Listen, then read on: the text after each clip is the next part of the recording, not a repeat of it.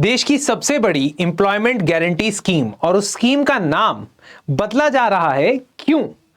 इसके अलावा क्या सिर्फ नाम ही बदला जा रहा है या फिर इसके अंदर कुछ सब्सटेंस भी चेंज किया जा रहा है? और अगर चेंज किया जा रहा है तो ऐसा क्यों है? ऑपोजिशन ने ये क्यों आरोप लगाया है कि बस पुरानी स्कीम को रिपैकेज करके नए नाम लेके आप जनता को बेवकूफ बना रहे हो? वहीं सरकार ये कह रही है कि देखिए आपकी पुरानी स्कीम ना इफेक्टिव नहीं है, ऑब्जेक्टिव्स अचीव नहीं कर पा रही है, इसलिए हम ये नाम चेंज कर रहे हैं। तो इसके पीछे जो बेसिक अंडरस्टैंडिंग आपको होनी चाहिए about MNREGA and now a new name of MNREGA, what it changes and what it knots, we'll try to answer these questions. तो सवाल ये है कि विकसित भारत गारंटी फॉर रोजगार एंड आजीविका मिशन बिल या वीबीजी रामजी बिल के अंदर एग्जिस्टिंग स्कीम से क्या बदलाव लेके आ रहे हैं? तो सरकार ने बेसिकली ये कहीं अनाउंस तो नहीं किया, लेकिन एक बिल मीडिया के अंदर प्रस्तुत हो रहा है, डिस्कस हो रहा है और आज उसको प्रेजेंट करने की बात हो रही है क्योंकि पार्लियामेंट का विंटर सेशन चल रहा है, जिसके जरिए आप जो मनरेगा स्कीम साल 2005 से चलती आ रही है उसको मॉडिफाई कर रहे हो और उसमें चेंजेस लेके आ रहे हो। ये चेंजेस क्या है उसको समझने के लिए पहले मनरेगा स्कीम को समझना बहुत ज्यादा जरूरी हो जाता है।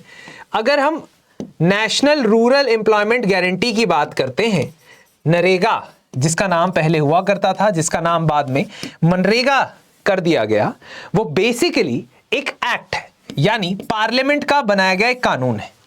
इस कानून में यह कहा गया कि जो रूरल इंडियाज हैं भारत के, जो रूरल एरियाज हैं, रूरल इंडिया के गांव हैं, वहां पे हर हाउसहोल्ड में से एक व्यक्ति को गारंटीड एटलीस्ट 100 डेज की एम्प्लॉयमेंट मिलेगी। इस पर्टिकुलर स्कीम के अंदर मनरेगा की जो स्कीम है उसमें एक हाउसहोल्ड में एक व्यक्ति को 100 डेज की गारंटीड एम्प्लॉयमेंट मिलेगी। इसके अलावा जो ड्रॉट प्रोन एरियाज है या कहीं पे अगर ड्रॉट आ गया है या डिजास्टर आ गया है तो वहां पे एडिशनल 50 डेज एम्प्लॉयमेंट दी जा सकती है। और कुछ स्पेसिफिक एरियाज में अगर शेड्यूल ट्राइब कम्युनिटी की पॉपुलेशन ज्यादा है तो वहां पे भी एडिशनल नंबर ऑफ डेज दिए जा सकते हैं। अब बेसिकली ये एम्प्लॉयमेंट जनरेट करने के लिए आपको कुछ प्रोजेक्ट्स भी तो चलाने पड़ेंगे। मतलब अगर काम दोगे तो कोई सरकार के द्वारा चलाया जाने वाला प्रोजेक्ट भी होना चाहिए। अब किसी भी तरीके के प्रोजेक्ट के अंदर जब आप एनरोल करते हो मनरेगा जॉब कार्ड के लिए, वहां से एम्प्लॉयमेंट की शुरुआत होती है। लेकिन अभी प्रेजेंटली जो बिल प्रस्तुत किया जा रहा है उसमें सबसे पहला चेंज क्या है? सबसे पहला चेंज है कि एस्टैब्लिश्ड फ्रेमवर्क के अंदर 100 दिनों की गारंटीड एम्प्लॉयमेंट है, नए फ्रेमवर्क के अंदर 125 डेज की गारंटीड एम्प्लॉयमेंट है। इसका मतलब 25 दिन एक्स्ट्रा एम्प्लॉयमेंट के लिए आप एलिजिबल हो जाते हो इफ यू आर फॉलोइंग और living in a household which is in rural India. सबसे पहली चेंज यहां पे देखी गई है। दूसरी चेंज अगर आप ये समझो कि एग्जिस्टिंग सिस्टम में क्या ये लिमिट था कि 100 दिन से ज्यादा एम्प्लॉयमेंट नहीं मिल सकती? The answer is no. Not less than 100 लिखा हुआ था। इसका मतलब है कि सरकार जानबूझ के अभी तक सिर्फ 100 दिन की ही एम्प्लॉयमेंट देती थी, क्योंकि जो सॉफ्टवेयर उन्होंने बनाए थे, जो सिस्टम उन्होंने बनाया था, उसमें 100 दिनों तक ही आप डेटा स्टोर कर सकते हो। ये अब एक चेंज ये हो रहा है कि 125 दिन। दूसरी बात, जो फंडिंग था स्कीम का, उस फंडिंग को लेकर बहुत समय से चर्चा भी चल रहा था, विवाद भी चल रहा था। चर्चा इसलिए क्योंकि इस स्कीम के अंदर, एग्जिस्टिंग स्कीम के अंदर जितनी भी अनस्किल्ड वेजेस की कॉस्ट है, तो जो आप एम्प्लॉयमेंट लेते हो वो या तो स्किल्ड हो सकती है, सेमी स्किल्ड हो सकती है, अनस्किल्ड हो सकती है। अनस्किल्ड एम्प्लॉयमेंट जैसे मैनुअल लेबर जिसमें इन्वॉल्व हो, है ना, मिट्टी को यहां से वहां ले जाना, पत्थर को यहां से वहां ले जाना, गड्ढे खोदना, ये सब अनस्किल्ड वेजेस या अनस्किल्ड एम्प्लॉयमेंट में आता है। तो इसकी जितनी भी वेजेस की कॉस्ट हुआ करती थी ये सेंट्रल गवर्नमेंट दिया करती थी, और जो भी मनरेगा के प्रोजेक्ट्स में मटेरियल की कॉस्ट हुआ करती थी उसका भी 75% सेंट्रल गवर्नमेंट दिया करती थी। इसके अलावा स्टेट की रिस्पॉन्सिबिलिटी ये होती थी कि अगर किसी को जॉब कार्ड अप्लाई करने के 15 डेज के अंदर अंदर मनरेगा कार्ड बन के नहीं मिलता है तो फिर उसे अनएम्प्लॉयमेंट अलाउंस देना पड़ता था, क्योंकि स्कीम को इंप्लीमेंट करने की जिम्मेदारी स्टेट गवर्नमेंट की थी। इसके अलावा मटेरियल कॉस्ट में से 75% अगर सेंटर दे रहा है तो 25% स्टेट्स को देना होता था। तो बेसिकली स्टेट्स का जो बर्डन होता था खर्चे का वो थोड़ा कम होता था in comparison to centre. Proposed bill में ये कहा जा रहा है न्यूज रिपोर्ट्स के हवाले से कि अब जो इसमें शेयरिंग होगी वो किसी भी बाकी सेंट्रली स्पॉन्सर्ड स्कीम की तरह होगी। इसका मतलब जितना भी खर्चा एक स्टेट का एक साल का मनरेगा का आएगा, ऑल्दो मनरेगा अब इसे नहीं बोलेंगे, तो उसमें से 60% सेंटर और 40% स्टेट्स शेयर करेंगे। तो अर्लियर अरेंजमेंट चेंज हो रहा है।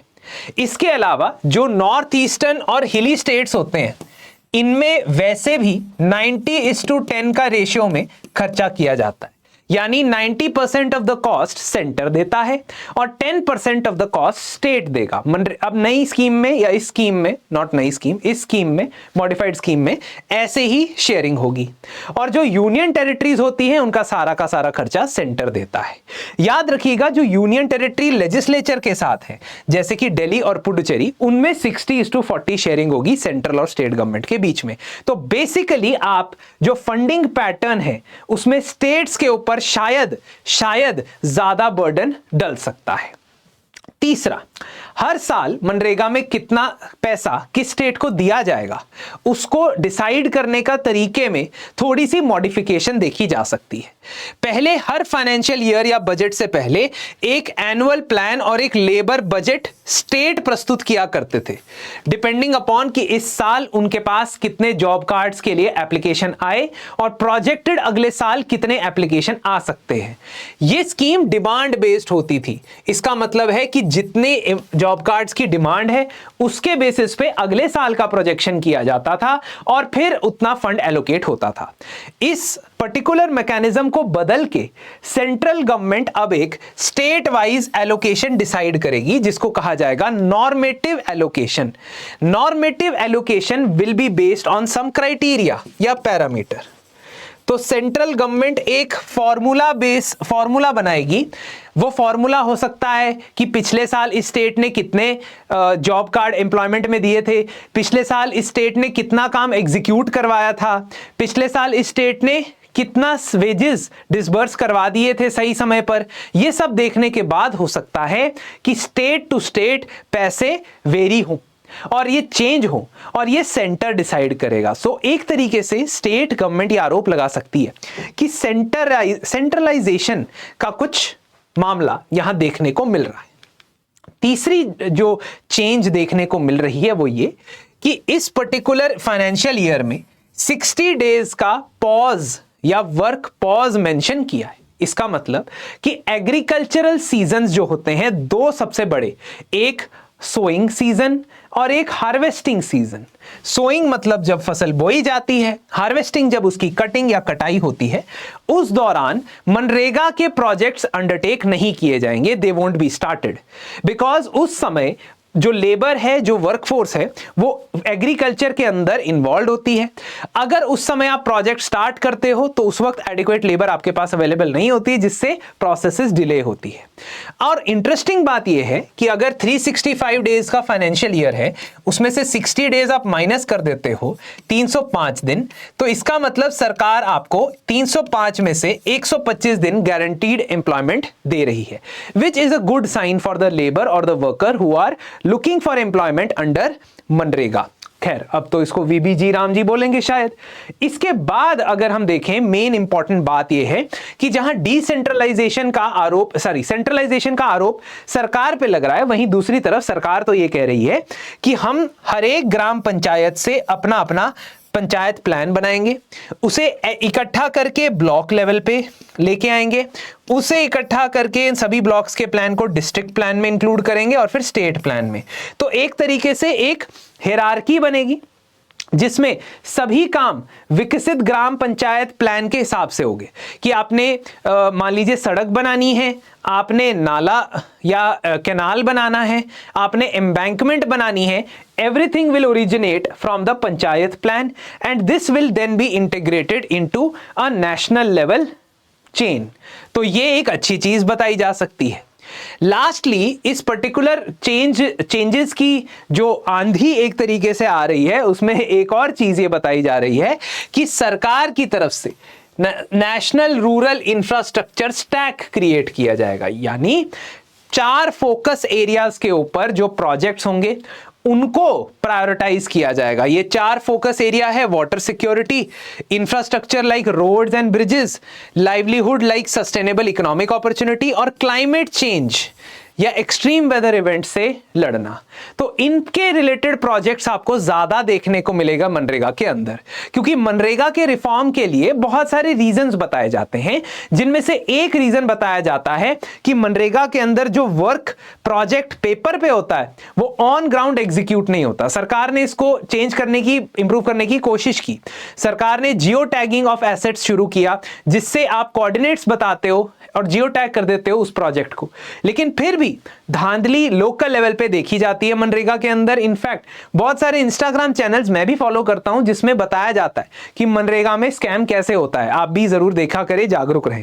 खैर, if we talk about the legacy of renaming, जिसके ऊपर प्रियंका गांधी सवाल भी उठा रही है सरकार पे कि ये क्या ऑब्सेशन है कि आप रीनेम करते रहते हो पुरानी स्कीम्स को. अगर उसकी बात करें तो उसको लेकर बहुत सारे चेंजेस पिछले 10 साल में देखने को मिले.